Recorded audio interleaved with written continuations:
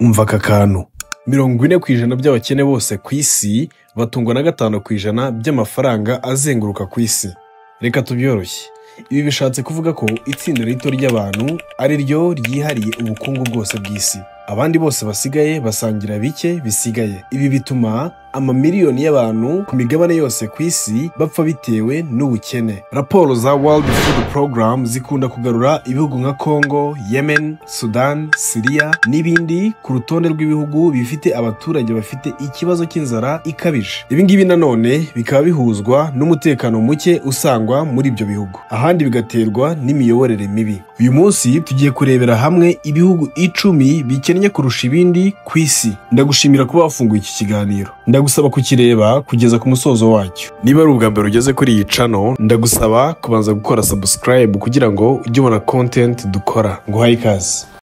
Ku mwanya wa nyuma cyangwa se umwanya wa 10 hariho igihugu cya Madagascar. Uhereye mu mwaka w'igihumbi 1960 ubwo Madagascar yabonaga ubwigenge nyuma yo gukolonizwa n'Ubufaransa, iki gihugu cyagiye gihura n'ibihe bikomeye bya politiki. Cyanyuze mu makimbirane, kudeta zinyuranye no mu matora ataravuzweho rumwe. Mu mwaka w'ibihumbi 2019 Perezida Andry Rajoelina yagiye ku butegetsi ndetse yongeye gutorerwa indi manda mu mwaka w'ibihumbi 2023. Yasezeranyije abaturage ibintu byiza cyane: kurwanya ruswa, kugabanya ubukene no guteza imbere ubukungu bw'igihugu. Ariko uko imyaka yagiye ishira, ayo masezerano menshi yatanze byaragaragaye ko yari amagambo gusa. Kugeza ubu abaturage barenga 75% muri Madagascar baracyari mu bukene bukabije. Ubukungu bw'igihugu bugenda busubira inyuma, aho izamuka ry'ibiciro ku masoko yo muri Madagascar riri hejuru y'8%.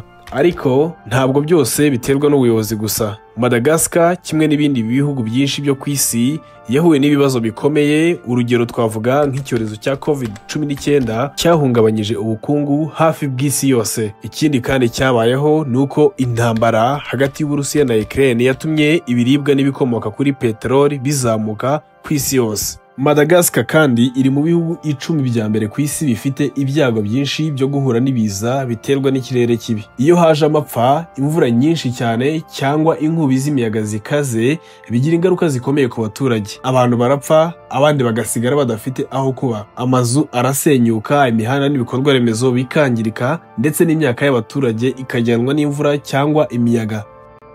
Ku mwanya wa 9 hariho igihugu cya Liberia. Liberia ni cyo gihugu cyabonye ubwigenge mbere muri Afurika kuko cyabubonye mu mwaka w'igihumbi 1847 mu gihe ibindi bihugu byatangiye kubona ubwigenge mu myaka y'igihumbi 1900. Ariko nubwo cyabonye ubwigenge kera, kimaze imyaka myinshi kiri mu bihugu bikennye cyane ku isi. Mu mwaka w'ibihumbi 2018 ubwo uwahoze ari umunyezamu n'icyamamare mu mupira w'amaguru George Weah yabaga perezida, abaturage benshi bari buzuye ibyiringiro. Batekerezaga ko impinduka zigiye kuza mu bukungu no mu mibereho yabo. Ariko imyaka yose yamaze ku butegetsi ntiyayikozemo ibyo yari yitezweho. Igihugu cyahuye n'izamuka rikabije ry'ibiciro, icyo twakwita inflation, ubushomeri bwinshi ndetse n'ihungabana ry'ubukungu. Ibi byose byatumye abaturage batakaza icyizere kugeza ubwo mu mwaka w'ibihumbi 2023 Weah yatsinzwe mu matora na Joseph Boakai wahoze ari vice perezida, akaba n'umuyobozi w'abatavuga rumwe n'ubutegetsi bwa George Weah. Kuri ubu twavuga ko ibintu bisa n'ibitangiye kujya ku murongo. Nyuma yaho ubukungu bwa Liberia bwagabanutse mu myaka ya 2020 ndetse na 2021, cyongeye gutangira kuzanzamuka muri 2022, kandi abahanga bavuga ko ubukungu bwacyo buziyongera hejuru ya 5%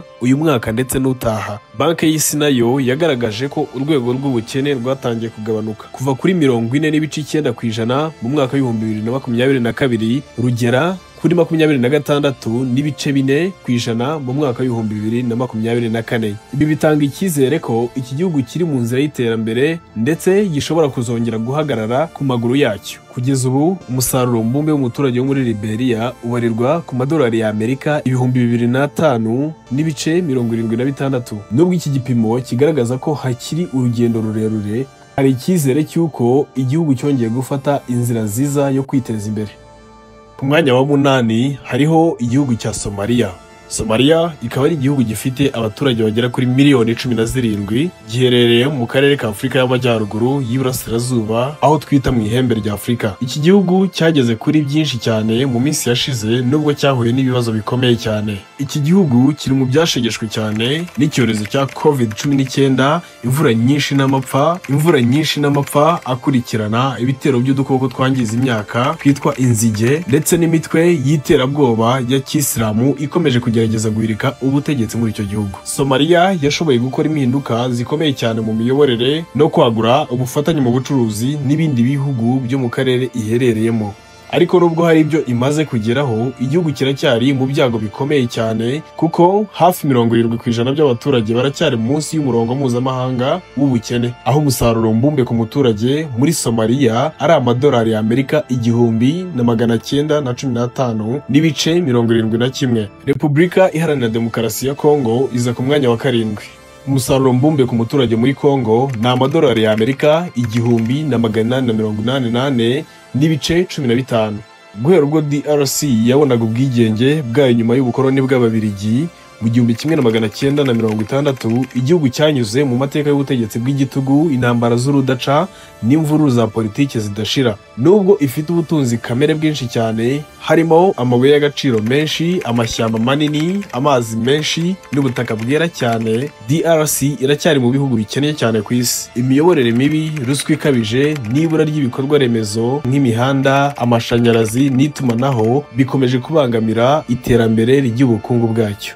Ariko banki y'isi ivuga ko DRC ifite amahirwe yo kuba kimwe mu bihugu bikize muri Afurika, ndetse ikaba ishobora no kuba igihangange mu iterambere ry'isi yose. Ibi si amagambo gusa, kuko Kongo niho hava amabuye y'agaciro ya cobalt, kandi ni iya mbere muri Afurika mu bucukuzi bwa copper. Ibi bikaba ibikoresho by'ingenzi cyane mu nganda zikora imodoka ndetse n'iz'ibikoresho bya electronique. Ku mwanya wa 6 turasangaho igihugu cya Malawi. Umusaruro mbumbe ku muturage muri Malawi ni amadolari y'Amerika 1777 n'ibice 95. Malawi ni kimwe mu bihugu bito cyane muri Afurika, ariko ubukungu bwacyo bushingiye cyane ku buhinzi, bikaba binumvikana ko iyo batabonye imvura ihagije umusaruro uboneka uba muke. Guhera ubwo cyabonaga ubwigenge bwacyo nyuma y'ubukoloni bw'Abongereza mu 1964, Malawi yagize ubuyobozi bufite ituze. Ariko muri 2020 urukiko rukuru rwasanze amatora ya Perezida Peter Mutharika yari arimo amanyanga. Icyo gihe bahise bayasesa. Nyuma Lazarus Chakwera, umupasiteri akaba n'umunyapolitiki, niwe wasimbuye Mutharika. Avuga ko ashaka guteza imbere igihugu mu buryo buri wese agira uruhare mu buyobozi bw'igihugu, icyo bita demokrasi. Ariko impinduka z'ukuri ntizigeze ziboneka vuba. Ku mwanya wa 5 hariho igihugu cya Mozambique. Umusaruro mbumbe ku muturage wo muri Mozambique ni 1728 n'ibice 85 by'amadolari y'Amerika. Mozambique ni igihugu cyahoze gikoronejwe na Portugal, gifite ubutunzi kamere bwinshi kandi giherereye ahantu heza mu rwego rw'ubucuruzi bw'akarere giherereyemo. Mu myaka 10 ishize ubukungu bwacyo bwari buri kuzamuka cyane, ku buryo hiyongeragaho 7% buri mwaka. Ariko nubwo ibyo byose byabaye, Mozambique iracyari mu bihugu 10 bikennye cyane ku isi. Ibibazo by'imiyoborere n'imihindagurikire y'ikirere byakomeje kwisubiza inyuma. Guhereye mu mwaka w'ibihumbi 2017, igice cy'amajyaruguru y'iki gihugu cyibasiwe n'ibitero by'imitwe y'iterabwoba ya Kisilamu, bihungabanya umutekano n'ubukungu bw'iki gihugu. Mu bihumbi 2024, amatora yateje imyigaragambyo n'imidugararo, bihagarika ibikorwa by'ubucuruzi. Ibyo biza byiyongera ku mihindagurikire y'ikirere yatumye umusaruro w'ubuhinzi ugabanuka. Ubukungu bwari bwazamutse ku kigero cya 5% muri 2023, ariko mu bihumbi 2024 ubukungu bwarongeye burahananuka koko. Igihugu cya Yemen nicyo kiri ku mwanya wa 4. Umusaruro mbumbe ku muturage wo muri Yemen ni amadolari y'Amerika 1678 n'ibice 74. Yemen ni igihugu gifite abaturage basaga miliyoni 35, ni kimwe kandi mu bikennye cyane mu bihugu byegereye Saudi Arabia. Guhera mu bihumbi 2014, iki gihugu cyabayemo intambara hagati y'ubutegetsi bwacyo bushyigikiwe na Saudi Arabia n'abarwanyi ba Houthi. Iyi ntambara imaze guhitana abarenga y'abasaga ibihumbi 150 yasenye ibikorwa remezo, isubiza inyuma ubukungu kandi isiga igihugu mu icuraburindi ry'ubukene. Nubwo ibiganiro byo gushaka amahoro bikomeje kujya mbere, ubukungu bwa Yemen buracyari mu marembera. Kohereza peteroli hanze byaragabanutse cyane, aho leta yakuraga imisoro n'andi mafaranga hagabanutseho hejuru ya 30%. Naho inzara yo yageze ku rwego rwo hejuru cyane, aho hejuru ya 1/2 cy'abatuye mu majyepfo bahanganye n'inzara ikabije. Igihugu cya gatatu gikennye cyane ku isi ni Repubulika ya Centrafrica. Umusaruro mbumbe ku muturage wo muri Centrafrica ni 1,329,96 by'amadolari y'Amerika. Repubulika ya Centrafrica ni igihugu gituwe n'abantu bagera kuri miliyoni 5,200,000 n'abandi barengaho. Gifite umutungo kamere wa zahabu, peteroli, uranium n'amabuye y'agaciro ya diyama, ariko ibi byose ntibyahinduye ubuzima bw'abaturage kuko abakire ni bake cyane, mu gihe abaturage basigaye babayeho mu bukene bukabije. Kuri ubu ibice byinshi by'igihugu bigenzurwa n'imitwe yitwaje intwaro. Nubwo bimeze bityo, mu myaka mike ishize habayeho kwiyongera k'ubukungu bitewe n'inganda z'ibiti, ubuhinzi no kongera kohereza diyama mu mahanga.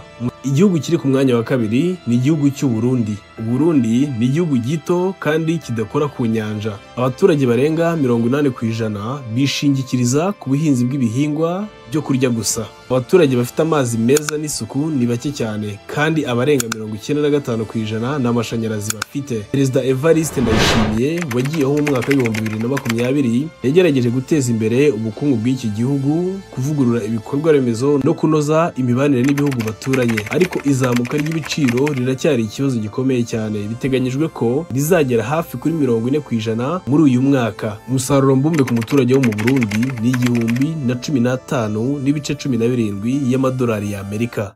Ku mwanya wa mbere hariho igihugu cya Sudani y'Amajyepfo. Umusaruro mbumbe ku muturage wo muri South Sudan ni 716,24 y'amadolari y'Amerika. Sudani y'Amajyepfo ni igihugu cyabayeho mu mwaka wa 2011, nicyo gikennye kurusha ibindi byose ku isi. Gifite peteroli nyinshi, gusa ubu butunzi gifite nibwo buba intandaro y'amakimbirane, ruswa ndetse n'ubusumbane. Mu mwaka ushize ibiciro byazamutseho 128%, naho uyu mwaka biteganyijwe ko bizagera kuri 65%. Kuba peteroli ariyo itanga 90% by'amafaranga ya leta, kandi ibikorwa byo kuyicukura mu butaka bikaba bisigaye bihungabanywa n'intambara ndetse n'ibikorwa remezo byangiritse, bituma ubukungu bw'igihugu busubira inyuma cyane. Ruswa iracyari ku rwego ndengakamere, naho banki y'isi ivuga ko hafi abaturage bose bazaba bari munsi y'umurongo w'ubukene mbere y'uko uyu mwaka urangira. Sudani y'Amajyepfo ari nayo ya mbere, niyo itugejeje ku musozo w'ikiganiro twari twabateguriye. Niba ari ubwa mbere waruje kuri iyi channel, ndagusaba gukora subscribe kugira ngo ujye ureba ibiganiro byacu umunsi ku munsi. Ndagushimiye.